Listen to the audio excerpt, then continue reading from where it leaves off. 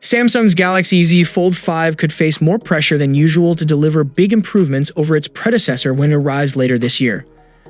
Up until now, Samsung has pretty much had the market for best foldable phones all to itself. But that could soon change, with OnePlus promising to release its own foldable in the second half of the year and rumors of a foldable phone from Google heating up. Should rumored devices like the OnePlus V Fold and Pixel Fold materialize, the Z Fold 5 will need more than the usual iterative changes to keep ahead of the competition. And so far, rumors about Samsung's plans for its upcoming foldable suggest some significant changes from the Galaxy Z Fold 4 that's currently available. We're not expecting to see the Fold 5 until August at the earliest, but we already have some idea about the possible changes coming to the foldable. Here's how the Galaxy Fold 5 is rumored to improve upon the Fold 4 that came before it. First of all, a lighter foldable. For the Fold 4, Samsung introduced a slimmer hinge, which helped the foldable shave nearly 0.3 ounces off its predecessor's weight. It was a step in the right direction, but not nearly a bold enough step. The Fold 4 still tips the scales at a hefty 9.28 ounces.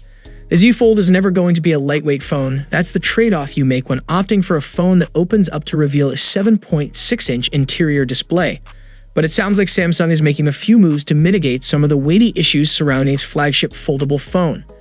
One rumor suggests the phone maker may opt for lighter materials. The rumor doesn't specify which, to lessen the load of toting around the Fold 5. Another possible change involves yet another revision to the Galaxy Z Fold's hinge. Reportedly, Samsung is working on what's called a water drop hinge, which will bring a number of potential benefits to the Fold 5. In terms of the phone's design, that would mean decreased thickness. The Fold 5 would reportedly be 0.55 inches when shut, compared to 0.62 inches for its predecessor. A less bulky Fold 5 could weigh less too. We mentioned multiple benefits to the water door hinge, with the chief one being that it could finally rid us of the visible crease that appears on the Galaxy Z Fold's interior display, showing where the device folds in half. Samsung had hoped to make the crease less prominent with last year's Fold 4, but it's still quite noticeable in certain conditions, like when you're using the phone in direct sunlight or running certain apps. The water drop hinge could change that. Reportedly, it would allow part of the display to roll inside main body of the Fold 5, preventing the display from forming a crease. The trade-off here is that the Fold 5 may not prove to be as durable with this kind of hinge, but it's clear Samsung needs to do something. We know the Fold 5 is going to get new silicon when it debuts. And while we don't know specifically which chipset that's going to be, we're expecting big gains for this year's foldable over its predecessor. That's because we've already seen the same thing happen with the Galaxy S23 series, in which all three phones come with an overclocked Snapdragon 8 Gen 2 for Galaxy from Qualcomm. Those phones all saw big performance gains over their Snapdragon 8 Gen 1 equipped predecessors, though the more interesting development was how those Galaxy S23 models were able to close the performance gap with the latest iPhones. The Snapdragon 8 Gen 2 benefited the S23 phones in other ways.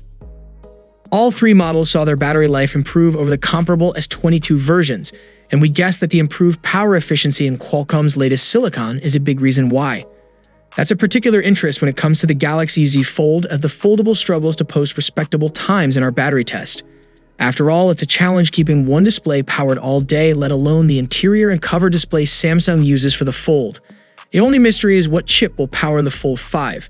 The Fold 4 used the Plus variant of the Snapdragon 8 Gen 1, but for that to happen with the Fold 5, Qualcomm would have to come out with a Snapdragon 8 Plus Gen 2 chipset. That could still occur in the months leading up to the Fold 5 launch, so stay tuned to the channel to see how big of a performance gain we can expect for the new foldable, and if you're enjoying the video, then a sub to the channel will be massive. So cameras have not been a selling point for Samsung's foldables, though the Fold 4 took a step toward correcting that. Samsung upgraded the camera setup on last year's foldable with the same array of rear lenses that the S22 and S22 Plus used, so that the Z Fold was no longer a step or two behind the Galaxy S series when it came to mobile photography. Cameras continue to progress, though in these days the S23 Ultra sports a 200 megapixels main camera.